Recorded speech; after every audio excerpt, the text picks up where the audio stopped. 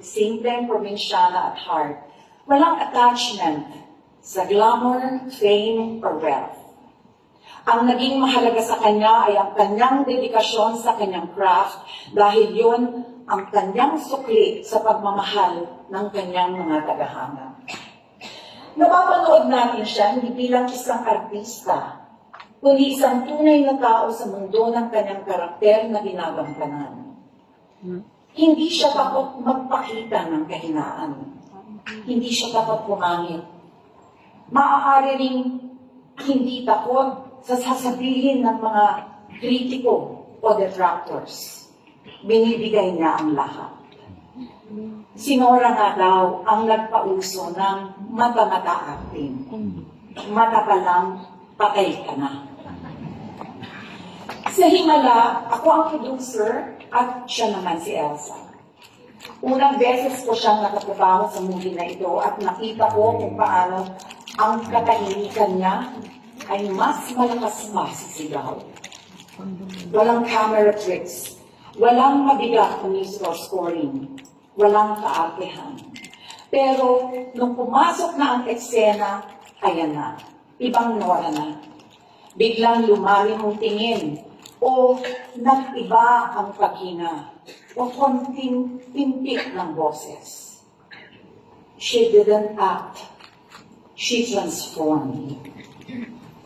Ang gumaganap kay Nora ay hindi mukha o katawan, kundi ang kaluluwa.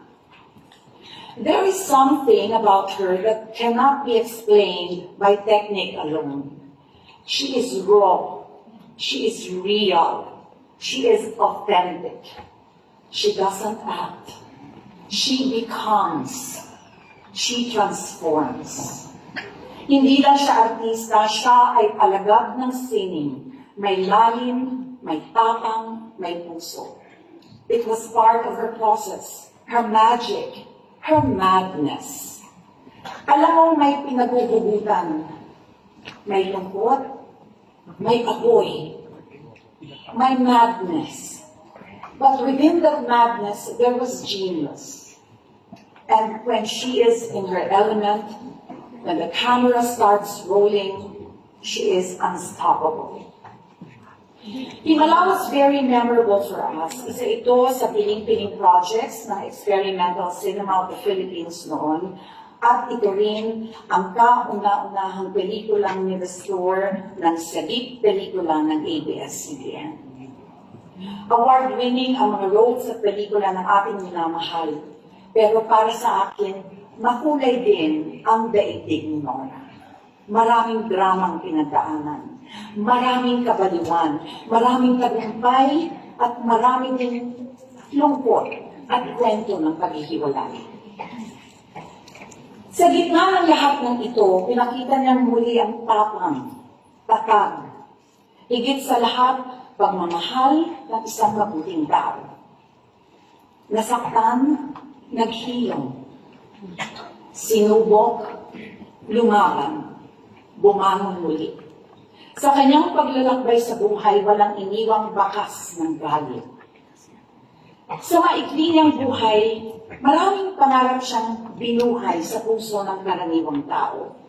Sa mga walang pambili ng sapatos, sa nag-aaral sa ilalim ng lampara, sa mga nagtitinda sa palengke o naglalako ng tubig.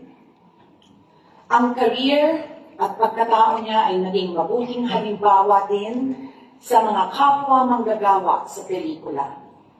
Pinakita niya ang kahalagahan ng pusay, ng pagmamahal sa fans, ng pakikipagkapwa-tao.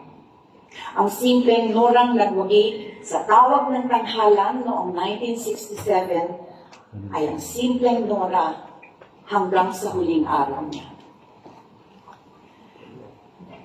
Mahirap magpaalam sa isang taong nakaukit sa iyong puso. Makakahanap lamang tayo ng ginhawa sa katotohanan ang kanyang alaala ay walang kamatayan. Alam ko pong Nora Aunor means so much more to so many. She is an empowered woman, a wife, a mother, a lover, an actress, a complicated person, a genius, a national artist.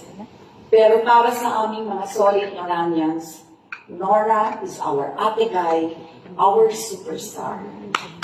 She was a legend.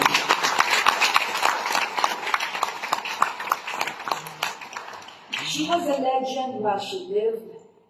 She will be immortal after she died.